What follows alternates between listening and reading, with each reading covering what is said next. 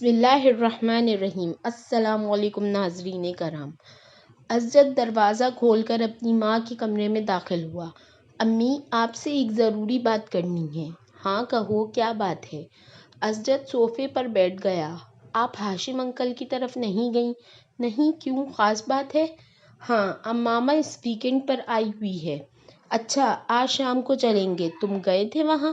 شکیلہ نے مسکراتے ہوئے کہا۔ ہاں، میں گیا تھا۔ کیسی ہے وہ؟ اس بار تو خاصے عرصے کے بعد آئی ہے۔ شکیلہ کو یاد آیا۔ ہاں، 2 ماہ کے بعد۔ شکیلہ کو اسجد کچھ الجھا ہوا لگا۔ کوئی مسئلہ ہے؟ امی، مجھے امامہ پچھلے کافی عرصے سے بہت بدلی بدلی لگ رہی ہے۔ اس نے ایک گہرا سانس لیتے ہوئے کہا۔ بدلی بدلی؟ کیا مطلب؟ مطلب تو میں شاید آپ کو نہیں سمجھا سکتا، بس اس کا رویہ میرے ساتھ کچھ عجیب سا ہے۔ اسجد نے کندھے اچکاتے ہوئے کہا۔ آج تو وہ ایک معمولی سی بات پر ناراض ہو گئی۔ پہلے جیسے کوئی بات ہی نہیں رہی اس میں سمجھ نہیں پا رہا کہ اسے ہوا کیا ہے۔ تمہیں وہم ہو گیا ہوگا اسجد، اس کا رویہ کیوں بدلنے لگا؟ تم کچھ زیادہ ہی جذباتی ہو کر سوچ رہے ہو۔ شکیلہ نے اسے حیرانی سے دیکھا۔ نہیں امی، پہلے میں بھی یہی سمجھ رہا تھا کہ شاید مجھے وہم ہو گیا ہے، لیکن اب خاص طور پر آج مجھے اپنے یہ احساسات وہم نہیں لگے ہیں۔ وہ بہت اکھڑے سے انداز میں بات کرتی رہی مجھ سے۔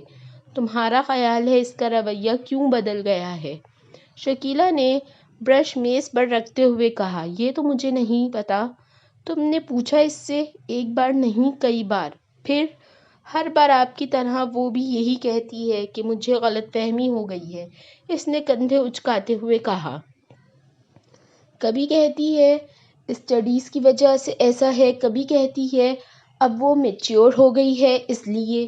یہ ایسی کوئی غلط بات تو نہیں ہے؟ ہو سکتا ہے واقعی یہ بات ہو۔ شکیلہ نے کچھ سوچتے ہوئے کہا۔ امی، بات سنجیدگی کی نہیں ہے، مجھے لگتا ہے وہ مجھ سے کترانے لگی ہے۔ اسجد نے کہا۔ تم فضول باتیں کر رہے ہو اسجد، میں نہیں سمجھتی کہ ایسی کوئی بات ہوگی۔ ویسے بھی تم دونوں تو بچپن سے ایک دوسرے کو جانتے ہو، ایک دوسرے کی عادات سے واقف ہو۔ شکیلہ کو بیٹے کے خدشات بالکل بے معنی لگے۔ ظاہر ہے عمر کے ساتھ کچھ تبدیلیاں آ ہی جاتی ہیں۔ اب بچے تو رہے نہیں ہو تم لوگ، تم معمولی باتوں پر پریشان ہونے کی عادت چھوڑ دو، انہوں نے بیٹے کو سمجھاتے ہوئے کہا۔